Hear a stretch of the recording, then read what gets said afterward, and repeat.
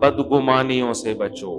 کسی نے کوئی عمل کیا, اس کے دو پہلو نکلتے, ایک برا اور ایک اچھا, تو اچھا پہلو تلاش کرو. آج مجھے کسی نے بتایا کہ میں ایک دفعہ ٹرین میں سفر کر رہا تھا, تو بہت سے لوگ مزدور طبقہ بیٹھا ہوا تھا, رمضان تھا, کہہ رہے ہیں افطاری کا جیسے ہی ٹائم آیا ہے نا, سب نے چرس نکال لی اور پاؤڈر بھر رہے ہیں اس میں نا. میں نے کہا بھائی یہ عجیب, کہہ رہے ہیں مجھے بہت, ابھی یہیں بیٹھے ہوئے تھے, قدیر بھائی نے سنا یہ بات, سب نے کیا نکال لی, افطاری چرس سے کر رہے ہیں. تو کہہ رہے مجھے اتنا غصہ آیا, میں برت پہ جا کے لیٹ گیا کہ ابے ان کو رمضان میں شرم نہیں آتی, چرس سے روزہ افطار کر رہے ہیں, اور کتنے گندے لوگ ہیں, اور رمضان میں بھی چرس پی رہے ہیں, اور روزہ رکھ کے چرس سے افطار کر رہے ہیں. تو میں نے کہا کہ دیکھو مثبت سوچو گے تو پتہ کیا سوچو, چرسی ہو کے بھی روزہ نہیں چھوڑا انہوں نے. اصل تو ان چرسیوں کو سلام کرنے کا دل چاہ رہا ہے. منفی سوچو گے تو ان کو لاتے مارو گے, ٹرین کی کھڑکی سے نکال کے باہر پھینک دو گے کہ یار کیسے بے غیرت ہیں, معاذ اللہ کیسے بے شرم لوگ ہیں, رمضان میں بھی کیا کر رہے ہیں, چرس پی رہے ہیں. میں نے کہا مجھے تو ان چرسیوں پہ پیار آ رہا ہے یار, چرسی ہو کے بھی رمضان کی اتنی ویلیو ہے کہ روزہ نہیں, اور صبح صادق سے لے کے اب تک چرس نہیں پیے, تو اب تو بھائی چرسی پیئیں گے, یہ اب بھی نہیں پیئیں گے تو مر جائیں گے.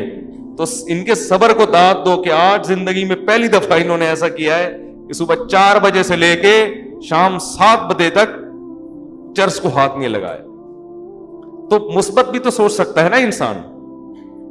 تو اللہ یہی کہہ رہے ہیں کہ بھائی بدگمانی سے, چرس اچھی چیز نہیں ہے. اب آپ بھی کہیں گے چلو یار ہم بھی چرسی ہو کے روزہ رکھنے میں زیادہ ثواب ملے گا, تو چلو ہم بھی اب یہ کریں گے. وہ تو چرس تو چھوڑنی چاہیے, لیکن بہرحال ہمت کی بات ہے کہ ایک نشے کی عادت ہے مگر رمضان کا روزہ نہیں چھوڑ رہے. تو بدگمانی سے, منفی سوچ سے, ان تمام چیزوں سے ہمیں کیا کرنا ہے, بچنا. اس سے انسان کا اپنی کھوپڑی خراب ہوتی ہے, ہر وقت ڈپریشن میں رہتا ہے. حقیقت جو اچھا سوچتے ہیں نا خوش رہتے ہیں. اور اللہ نے کیا فرمایا, وَلَا تَجَسَّسُوا, لوگوں کی ٹوہ میں نہ گھسا کرو, کون کیا کر رہا ہے, کس کے گھر میں کیا ہو رہا ہے. آپ آج وہاں کی بیٹھی ہوئی تھی, اور جو ہے نا وہ اس بالکنی میں کھڑی ہوئی کیوں جھانک رہی تھی, اس کے موبائل میں یہ ایک دم ریٹرن کر کے گھنٹی بجی ہے, تو اس نے چھپا کیوں نہیں آئی یوں کر کے موبائل. یہ بھی ہوتا ہے گھروں میں. بعض دفعہ کوئی فون آتا ہے کسی قریبی دوست کا, آدمی ڈر جاتا ہے کہ گھر والوں کے سامنے بات نہیں کر سکتا, بھائی میں یہ دوست گالیاں دے گا, کوئی پیسوں کا جھگڑا.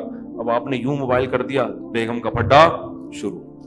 یعنی مفتی صاحب کے بیان میں بھی بیٹھتے ہو, 4 شادیوں کی باتیں بھی سنتے ہو, موبائل کو گڑش بھی کر دیتے ہو. اس کا مطلب دال میں کچھ کالا کالا ہے. ایسے ایسے بے گناہ آدمیوں کے پھڈے ہوئے ہیں نا, وہ کچھ بھی نہیں تھا. وہ ستار بھائی سچی مچی کے ستار کا فون تھا. وہ اتنی بڑی اس کی داڑھی, اتنی بڑی بڑی مونچھیں اس کی, اس پہ شک کر کے بیگم نے ایک پھڈا ڈال دیا.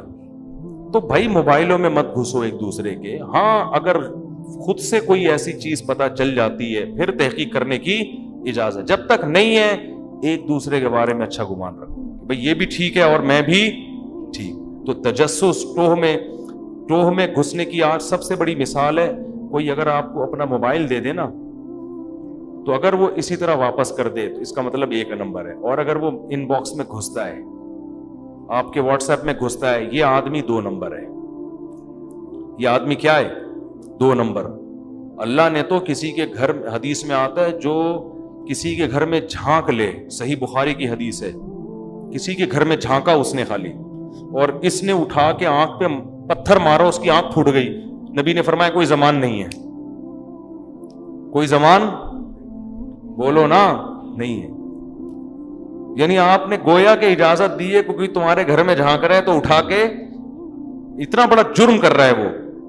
کیوں؟ وہ آپ کی پرائیویسی میں دخل اندازی. اور یاد رکھو باپ کو بھی اجازت نہیں ہے کہ اپنی اولاد کی پرائیویسی میں گھسے. کیسے کیس آتے ہیں, بچہ کمرہ بند کر کے انٹرنیٹ دیکھ رہا ہے, ابا نے دھاڑ کر کے دروازہ کھولا اور بچہ رنگے ہاتھوں پکڑا گیا.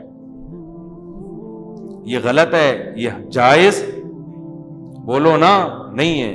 بھائی بیٹے کے راز پہ کیوں مطلع ہو رہے ہو؟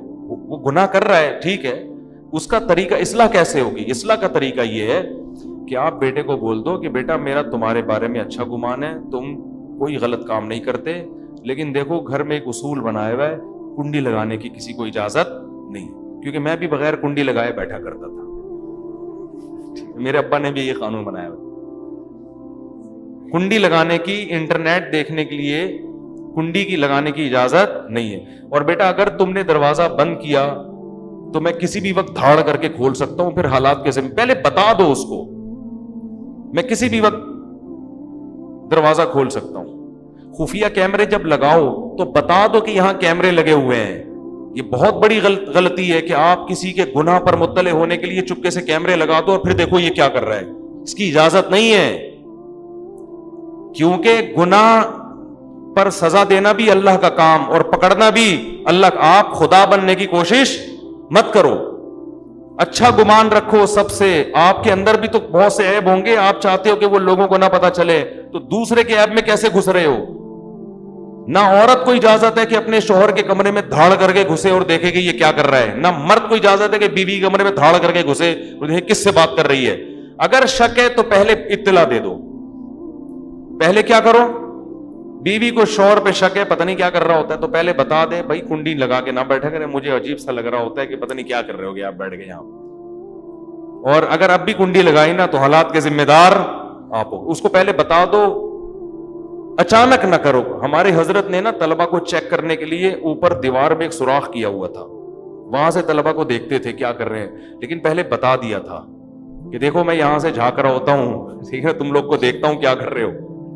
یہ کتنی اچھی بات ہے, کیونکہ طلبہ کچھ بھی کر رہے ہو, کوئی ایسے بیٹھا ہوا ہو, کوئی ادھر کروٹ لے کے سو رہا ہے, جب انسان یہ سمجھتا ہے کہ میں اکیلا ہوں تو وہ تو کچھ بھی کر سکتا ہے نا. بہت سی چیزیں ایسی ہوتی ہیں جو انسان نہیں چاہتا, بہت سے اسٹائل انسان کے ایسے ہوتے ہیں جو نہیں چاہتا کہ میرا یہ انداز لوگوں کے سامنے جائے.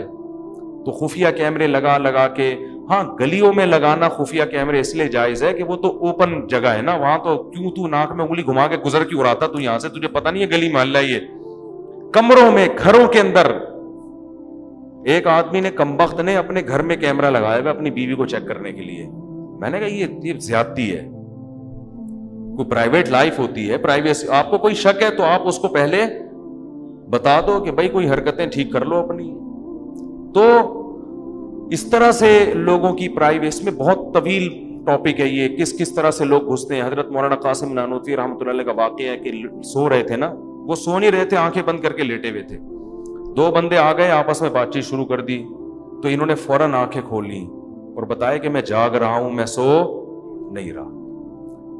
کیوں بتایا؟ اس لیے کہ بھائی ہو سکتا ہے تم کوئی ایسی بات کرنا چاہ رہے ہو جو مجھ سے چھپاتے ہو, مجھے سوتا سمجھ رہے ہو. تو آپ اگر واقعی نہیں سو رہے نا تو آنکھیں کھول کے پھوٹ دیا کریں کہ بھائی میں سو نہیں رہا ہوں. ہمارے یہاں کیا ہوتا ہے, جاگ بھی رہا ہوتا ہے تو آنکھیں بند کر کے خراٹے لینا شروع کر دیتا ہے کہ ایسے بن جاؤ گہری نہیں سو. پھر دیکھو یہ باتیں کیا کر رہے ہیں. نبی نے فرمایا دو آدمی اگر بات کر رہے ہیں چپکے سے, تیسرے نے اگر کان لگا کے سنا تو آپ نے فرمایا اللہ قیامت کے دن اس کے کان میں پگھلا ہوا سیسا ڈالیں گے.